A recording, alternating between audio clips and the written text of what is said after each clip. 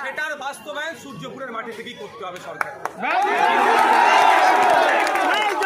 সূর্যপুরের মানুষ, বাংলার মানুষ সরকারকে সাধুবাদ জানাবে এই ধরনের নরখাদকগুলোকে যখন ফাঁসিতে চড়াবে। একটা কথা, পুলিশের একটা অংশের গাফলতির খবর পাওয়া যাচ্ছে,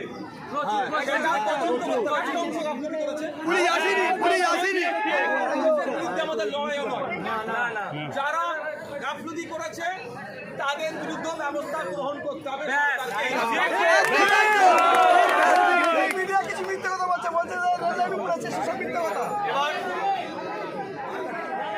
কি বলছে ওটা ভেবে লাভ নেই, সারা জীবন আপনাদের বদনাম করে আসছে। আমি শুধু এতটুকুই বলবো, এতটুকুই মাথায় রাখবেন, আইন আদালত বিচার ব্যবস্থাকে মান্যতা দিয়ে আমরা লড়াই করব। প্রতিবাদ করা আমাদের ডেমোক্রেটিক রাইট, আমরা প্রতিবাদ করব, এই প্রতিবাদ কেউ আটকাতে পারবে না।